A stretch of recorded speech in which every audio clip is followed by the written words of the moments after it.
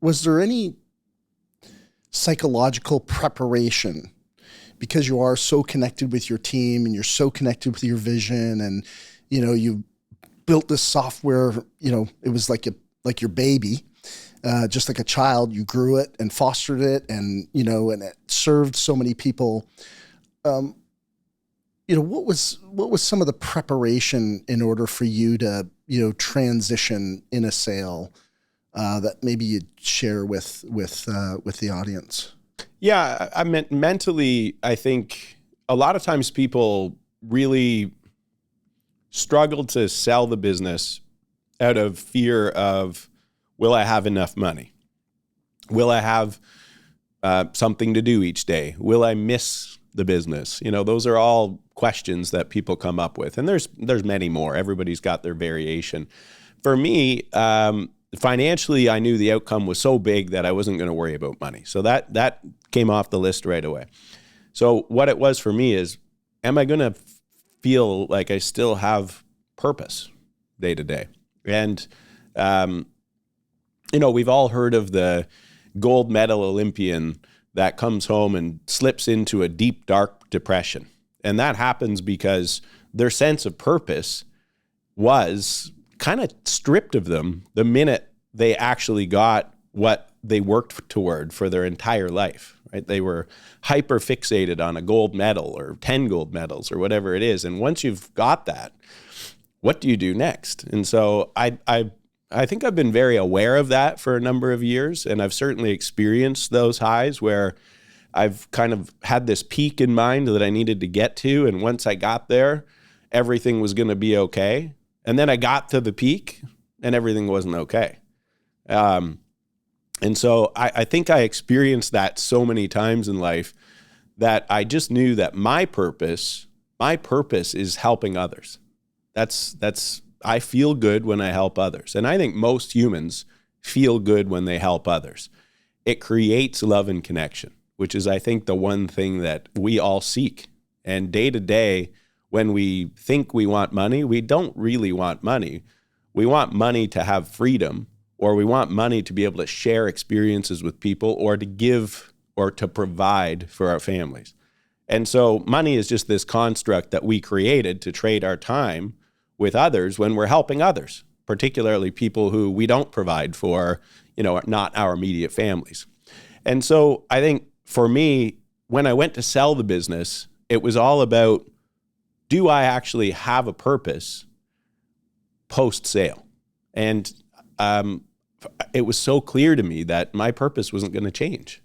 How I would help people and exactly what I would do would become more clear to me in the future. But I wasn't afraid of not having a purpose. That was never going to be a thing for me. And so preparing myself mentally was easy. I know what my purpose is today, and I know what it's going to be post-sale. I know that financially this makes sense. This is too good to not do. And I wasn't selling for the money. I was just selling because that was the right time to sell the business. And mathematically, it made sense. And I had private equity investors who had an investment that had matured, and they had come to me and said, "Hey, Mark, the business is ripe. We want to sell." And they're intelligent people that do this for a living. When they say it's a good time to sell, you should probably take a close look. And so for me, I think preparing the business was the easy part. Preparing myself was probably easy, but preparing everyone around me was not so easy. Going to your team that you've built this business with and saying, "Hey, listen, it's time." Everybody knew that it would become time. I always told everybody somewhere between 24 and 26, the business is going to sell. But going and actually preparing those people for that transition, that was a difficult thing for me. I would say of everything that I struggled with, it was really making sure that they understood that it was time to sell, and then them understanding what happens next for them. Because even though my purpose was so clear next, I was really concerned about the people that helped me do it, them seeing what's their next purpose. That was, for me, that was a pretty difficult thing, because during a merger, naturally, particularly the top of the company, there's a lot of change. You know, it's duplication, and everybody knows that when they're at that level. That's why typically senior execs get stock options and whatnot, because when the investment comes to fruition, they lose their jobs, and it's not always easy to find the next thing. And so that was a difficult thing for me to go through, even though everybody knew that was what we were working toward, and we were working toward it together with excitement. It's still a scary thing to approach, but I would say that was probably the most difficult. Two questions here is, one, did you ever question your purpose through the process, where meaning like, hey, you know what, maybe I'll just buy out my private equity partners, you get some funding, and then we take this business to the next level and keep my family with me? Or the other question would be, you know, how did you prepare people for, as the leader, their shift in purpose? My deal was very, very unusual deal in the sense that I actually went out to the market and found the right CEO. It took me a long time to find the right CEO. And then I decided to sell to that portfolio. So it's very big investors that back the company that bought us. But I really, truly wanted to find the right person to take over my legacy. And so I looked for the right person first, and then I structured a deal around that person rather than the opposite. I had people sending me offers for months. As soon as you hire an investment banker, everybody starts to come on board, and there's a deal process, and we had, 15 people come in with a letter of interest, and they're, giving you their range that they're willing to pay, and because they've looked at your basic financials or your deal book. And for me, it wasn't like the difference between 20 or 30% on the price, believe it or not, didn't matter as much to me as finding the right person. And so when I found the right person, then what I started to work on was, what does life look like afterward for this company, for its customers, for its employees, and for me? And I really did have to put myself last. And that's what you need to do, I think, in these situations, is think about everybody else and then think about yourself. And so as I started to think about that transition, I decided I don't really want to leave my community. I love my community. I love landscapers. I love helping them grow their businesses. I really take a lot of joy in doing that.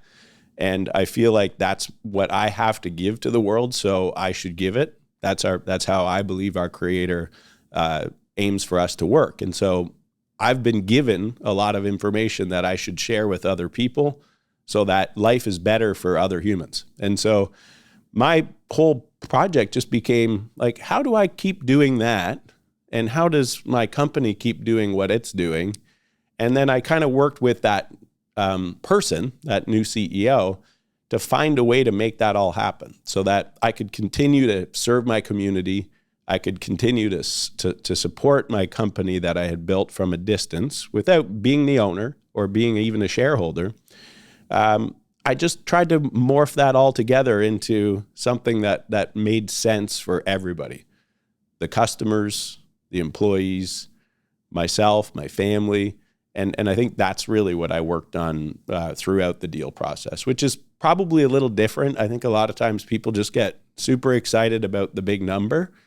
And I think when you do that, when you just hyper fixate on selling a business for a dollar amount, you kind of set yourself up for that depression or that feeling afterward, like you missed a lot of the details in the process. That's interesting.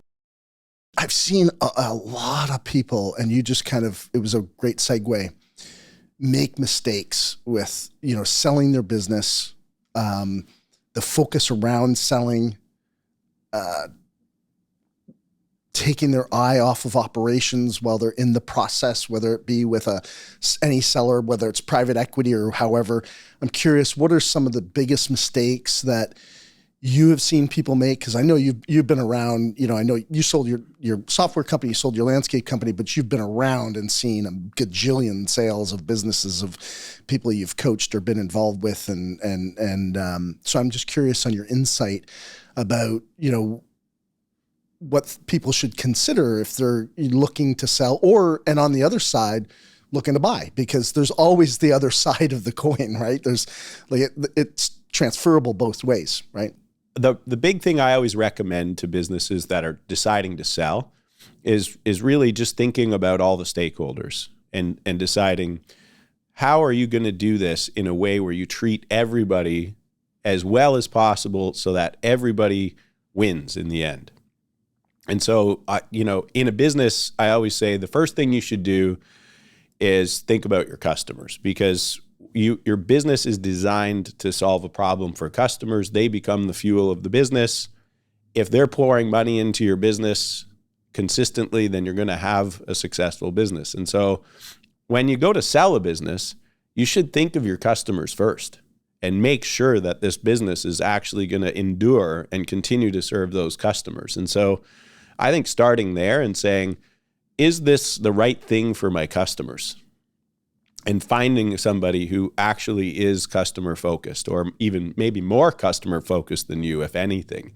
And so that was big on my list. Then second, is this actually going to be good for the employees? And really making sure that if you look 2 years, 3 years into the future, does this actually serve the employees? And so if those two groups of people are good, then where I'm really starting to focus is, does this make sense for me? And when you think about putting yourself third there, that it sounds like you're putting yourself at risk, but I think it's the complete opposite, because I think when you build a business and you put your heart and soul into making those customers happy and developing these great people and working with these great people, and then you just sell all of that, if you sell that to the wrong people, then you almost end up having to regret what you did for your whole life building that business. And I see this a lot. People sell businesses and it's not a good experience. It's not good for the employees, it's not good for the customers, and it's not good for them. It's just good for whoever bought it, because they're better at buying businesses than small businesses are at selling them.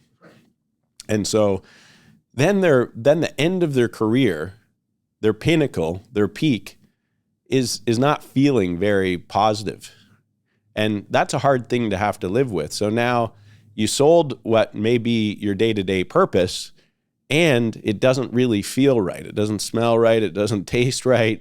It's just not a positive experience. And so I feel like oftentimes those people end up living in regret because they don't like what they did.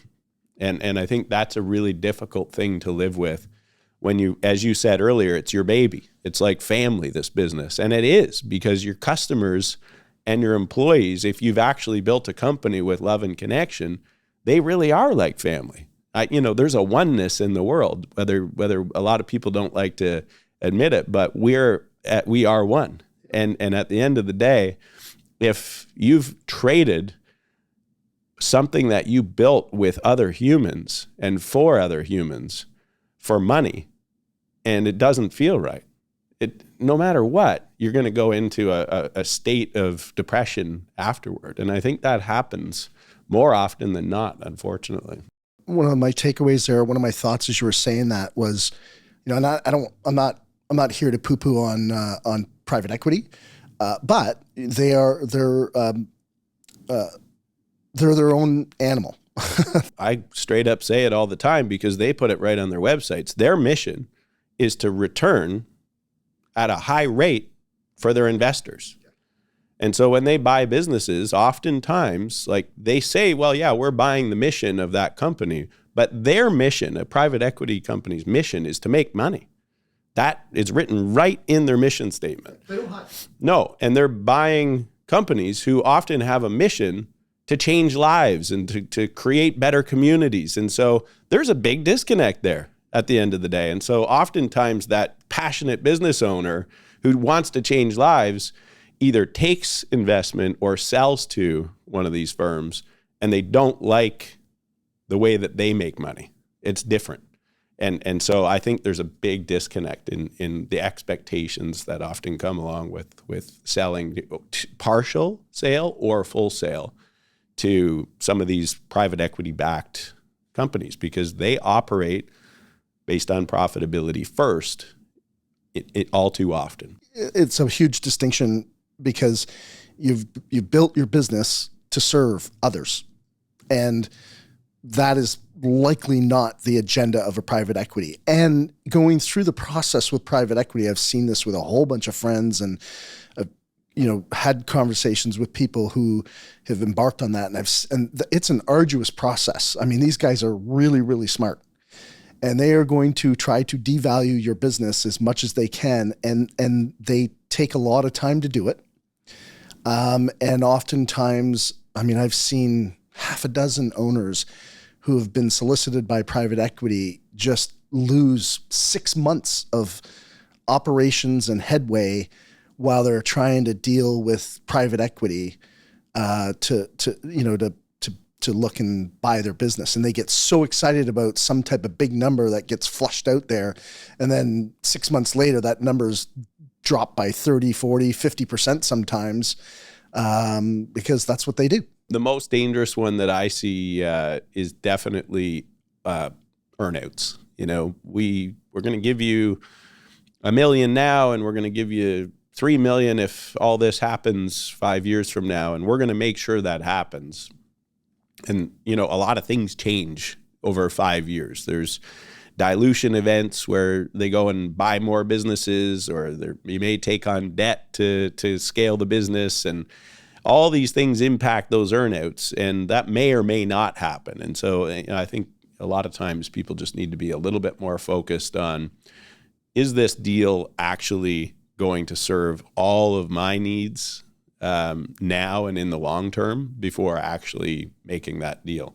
And your needs as a business owner, your needs have to also include your customers and your employees. And so if you say, this private equity firm or this private buyer is buying my business, is the number right? Is the deal right? Is this good for my customers? Is it good for my employees? Am I really going to be proud of this deal for the next 20 years? Because I'm very proud of what I built for the past 20 years. I need to make sure that whatever I'm doing right now allows me to continue to feel that way, if not even better, over time. And I think generally speaking, it's very difficult to do that when you're selling to somebody who has a different mission than you have. And so I think finding somebody to buy your business who understands your mission and wants to carry on that mission, that's the most difficult thing to find. But I think that is the secret to actually creating a fulfilling experience in exiting a business, is finding somebody who truly believes in that mission. And for that reason, I'll always say this, I think the best thing to do is actually to create employee stock options and transfer the business to your employees, because they helped you build it. And if they helped you build it, then they understand the mission and they're more likely to carry that on. And I really do believe, and I hope that in the future, this huge surge of private equity starts to be questioned a little bit more. And I really think that business owners should start to consider these employee stock option programs as a great way to exit and still get the same big exit number that they're getting from private equity, but pass that opportunity onto the people, as opposed to passing it all on to the elites that own all of the private equity firms. Yeah, and what Mark's talking about, guys, is, and if you're in the U.S., you can ChatGPT it or Google it, but it's ESOPs in the U.S. And what's the vehicle in Canada? I actually don't know. Yeah, employee stock option programs. Yeah, there's many ways to structure them, but there's some big tax advantages to them as well. Yeah. So it's something that is something you should be considering. And I think you just mentioned like this private equity surge, and there is a surge. Like 10 years ago, you would hardly ever see a private equity firm searching sub 10, sub 20. Like it kind of was, I can recall like you'd never see a private equity firm looking for a business that was below 20 million in revenue. And then it kind of dropped 15, then 10. And now you're seeing them kind of gobble up little businesses that are 2, 3, 4, 5 million in revenue. And they're targeting you guys. When you run out of stuff to buy, then you keep going, into new markets.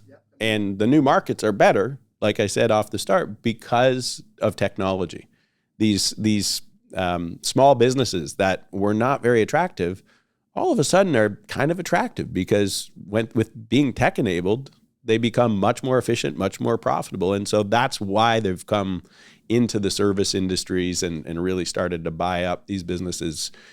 They have to find something to put the money into. There's a lot of money parked that they don't know where to put it because, let's be honest, the interest rates are not strong in many segments right now. So they're getting really good returns by buying these businesses that need a little attention, a little bit of an upgrade.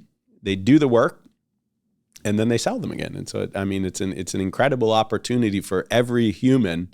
You don't have to be a private equity firm to do this. And I think one of the great ways to really build wealth in the next 20 years will be to find businesses that need to be tech enabled, buy them, build them, start them, and there will be a great way to make an impact on other people, and there will be a great exit at the end of the day for people who do that. Yeah, I was having a conversation in the summertime with a buddy of mine who owns a garage door company, and he was being targeted by a private equity firm, and so he was telling me about the deal and all that kind of stuff, and I'm like, okay, just a couple things to consider, and I'm throwing this out because I think it might be value, and I'd love your input on it. We do have a timeline. Maybe we can quickly touch on this, and then we can always get you back on the show, but. For you guys who have these smaller businesses, garage door companies, plumbing businesses, HVAC businesses, like landscape, this is where they're all over the place, guys. And they'll start targeting you if they're not already. But if they're looking at your business, and this was the question asked the guy, I said, if they're looking at your business, why are you not looking at other businesses like yours? Raise some debt, get a partner, optimize, use your cash flow to buy. So I'm curious, and maybe we'll end on this because we've got a tight timeline here, but I'm curious for anybody who is being solicited or has a business in that $2 to $5 million in revenue, going out and acquiring somebody that's in your business and synergizing them so that you're creating your enterprise value so that when you do exit, you're maximizing that value. I think that's really what most small to mid-sized businesses should be doing right now. If they're not ready to exit, you should be really looking at the opportunities of buying some smaller, less sophisticated operations, pulling them into your business, merging some of the costs. The overhead costs typically drop pretty fast when you merge, and then your profitability goes up. Usually the opportunity for the employees who are going to stay in the company go up because the duplication factor. And then when you really start to think about what happens next is you've got the economies of scale as you buy up some of your small competitors or maybe they're not even competitors, just similar businesses. But you're right on there. I think at the end of the day, if people want to buy your business in your space, then there's obvious value there. And really looking around and trying to find a few great opportunities, I think is an incredible way to scale.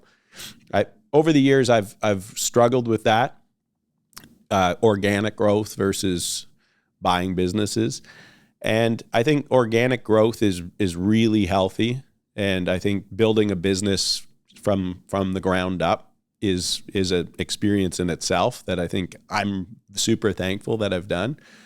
But when you do get to scale, if you're looking to scale up faster, definitely acquisitions is a component. It's not the component, but I do think that a lot of small business owners are afraid to take on debt or to buy other businesses, or they're not seeing the value in it.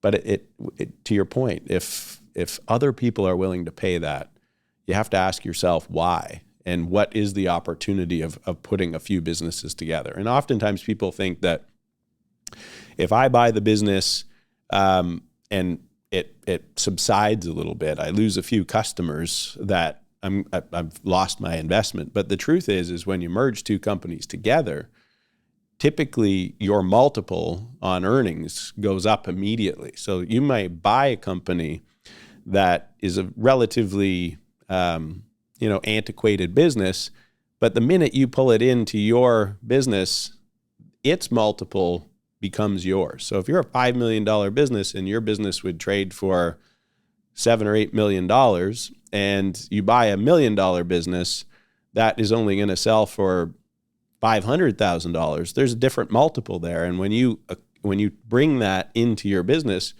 that business is instantly worth a lot more money than it was before it was part of your business. And I think oftentimes people don't see that play out quite so clearly. Yeah. Yeah. Listen, guys, Mark has to go because he's at a conference. I came up to see him. So he's got to speak all day. So he's got to run. Buddy, thank you so much for being here. This conversation, I think, is a really timely and critical conversation for a lot of our listeners too. And maybe I can talk Mark into one day. We'll do for the listeners, you can register, and then we'll do like an open format, answer questions about buying, selling businesses. Might be kind of cool. We're going to probably have to get you back. There was a lot of things that I wanted to talk to you, and you and I could talk for like hours. So I appreciate you being on the show. I appreciate you taking the time this morning to do this before you got a full day of speaking and presenting all day. Thank you so much, guys. If this is of any interest to you, this topic, reach out to us, whether it be on the website or through social, and I'll see if I can arrange with Mark. We can do a Zoom, kind of question and answer period to help you guys through some of the considerations and thoughts and brainstorming or think time on what you would do to either buy a business or sell your business or optimize your business in order to, put yourself in a position to build that enterprise value for you and your family. Listen, at the end of the day, when you own a small business or a medium-sized business, you don't have a pension. You're not working for the government. You're not walking out with an $80,000 a year pension for the next 20 years or until you die. So there is a component here where you've worked all your life and you want to maximize, that return, or you're going to be working for your rest of your life if you're young and you're buying a business. And these are some things that you want to consider as you're buying something or investing in something, beginning with the end in mind, as Stephen Covey says it. So, brother, thank you so much for being here and taking the time. Love you, man. Congratulations on the sale of your business. And then we didn't even get to talk about the new thing he's doing. The guy took like 1 hour off from when he sold to his new project. So, dude, we're going to have to do another conversation. Absolutely. Okay. Yeah, this has been great. Thanks for having me. Okay, brother. We'll talk to you soon. Thank you so much for being here. Appreciate it. Love you, man.